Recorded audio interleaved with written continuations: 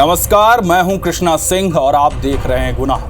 कहीं हत्या तो कहीं लूट की वारदात, कहीं चाकूबाजी तो कहीं छेड़खानी के मामले। कितना सेफ है आपका मध्य प्रदेश और कितनी सुरक्षित है छत्तीसगढ़ की धरती? क्या है कानून व्यवस्था का हाल और कहां फैला है फरेब का जाल? सब बताएंगे इस खास प्रोग्राम में।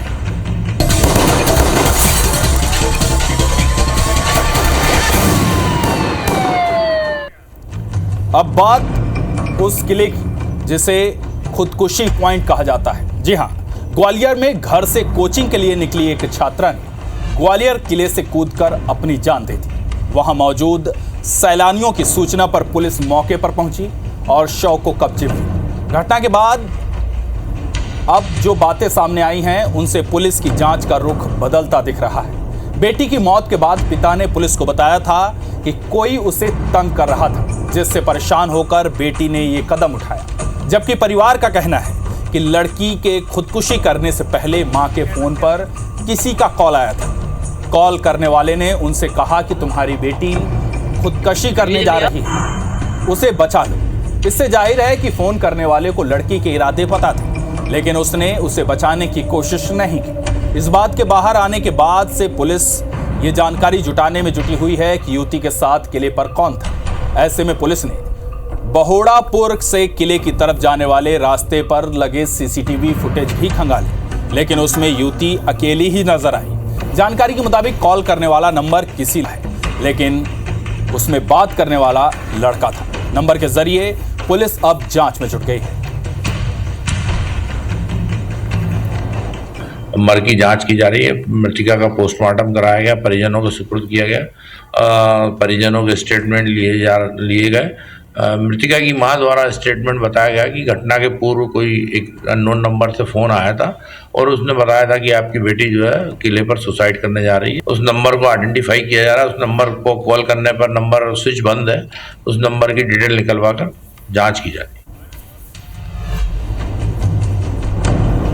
पीथमपुर की सेक्टर 1 थाना पुलिस ने सेक्स रैकेट का खुलासा किया है।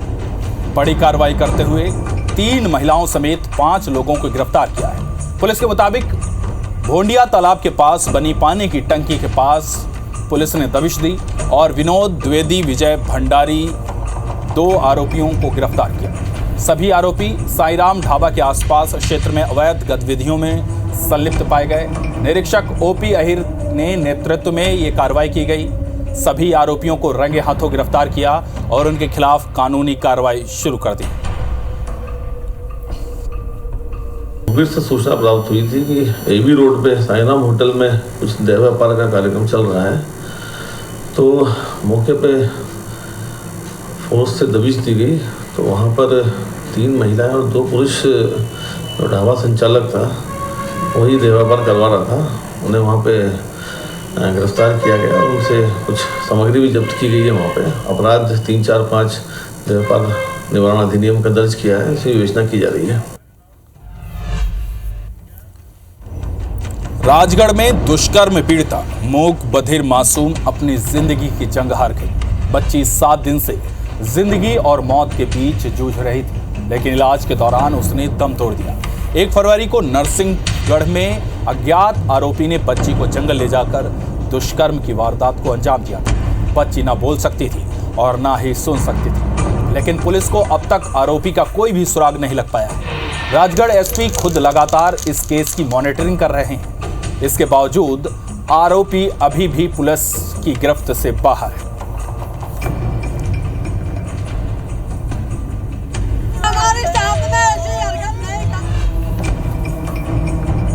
एक कहावत तो सुनी ही होगी आपने, उल्टा चोर कोतवाल को डांटे। अगर सुनी है तो ये हकीकत साबित हुई है।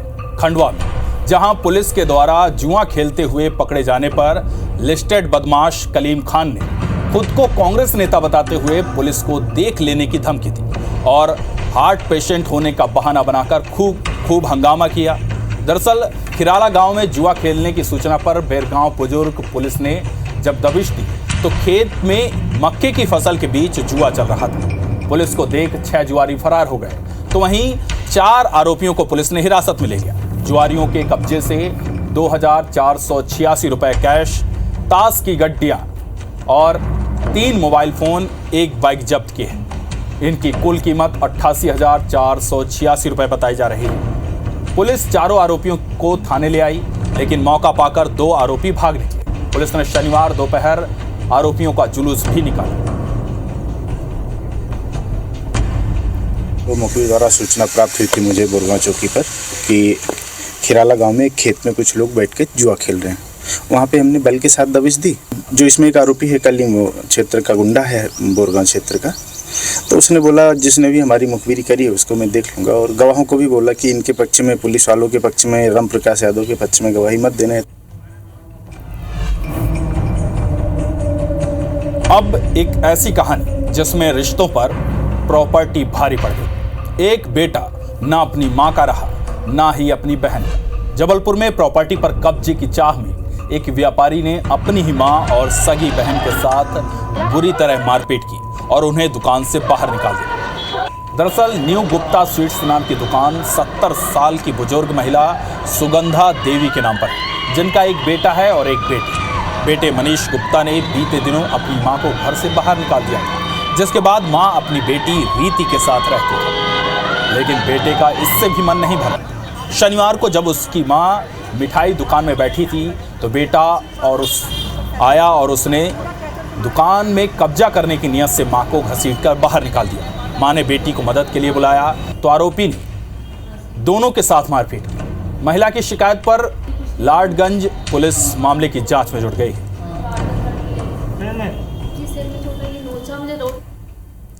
क्योंकि मेरी मम्मी बहुत वृद्ध हो गई हैं, 70 साल की उम्र है उनकी। शिखा गुप्ता और मनीष गुप्ता उनकी प्रॉपर्टी को हथियाना चाहते हैं। उनको 6 महीने पहले घर से निकाल दिया। उनसे हमेशा वाद विवाद करते रहते हैं। शिखा गुप्ता धर्म को लेके भी उन्हें हमेशा उलाहना देती, ताला मारती थी कि हिंदू धर्म को छोड़ के क्रिश्चियन धर्म को अपनाएं। एक हनुमान मंदिर के पास में गुप्ता स्वीट है, वहाँ कोई विवाद हुआ है तो वो मनीष गुप्ता है, उनकी सिस्टर आई हैं कि मेरे पास मारपीट की गई है, तो उनकी कार्रवाई जाँच की जा रही है। काय के पीछे विवाद है? इनका संपत्ति संबंधी विवाद है कुछ। आपने छतरपुर की वो वारदात तो देखी होगी जिसमें एक छात्र ने प्रिंसिपल की गोली मारकर हत्या कर दी थी। अब एक बार फिर छतरपुर में ये घटना दोहराने वाली थी कि प्रिंसिपल की सतर्कता की वजह से वारदात टल गई। दरअसल छतरपुर में पीएम श्री शासकीय स्कूल क्रमांक 2 में 8वीं कक्षा का एक छात्र अवैध कट्टा लेकर स्कूल पहुंचा। सूचना मिलने पर प्रिंसिपल ने तत्काल सिविल लाइन पुलिस से संपर्क किया और पुलिस ने स्कूल में आकर छात्र का बैग चेक किया और बैग से कट्टे को बरामद किया। पुलिस ने आरोपी छात्र को गिरफ्तार कर लिया है। इस घटना की जानकारी लगते ही पूरे शहर में एक बार फिर सनसनी फैल गई। तहकीकात के बाद पुलिस ने छात्र की बताई गई जगह से एक दूसरा कट्टा भी बरामद किया है। फिलहाल पुलिस पूरे मामले की जांच में जुटी हुई है। स्कूल से सूचना आई थी कि एक बच्चा कट्टा लेके आया है। इस सूचना पर अधिकारी रवाना हुए और उनके स्कूल के बाहर उसके पास बैग से कट्टा मिला है, इसे जब्त कर वैधानिक कार्रवाई की जा रही है और पूछताछ करके ये कहाँ से लाया है उस पर भी कार्रवाई की जाएगी। शुक्रवार की रात दुर्ग के पाटन में पुलिस को बड़ी सफलता हाथ लगी। पुलिस ने फिल्मी स्टाइल में अवैध शराब का बड़ा जखीरा पकड़ा।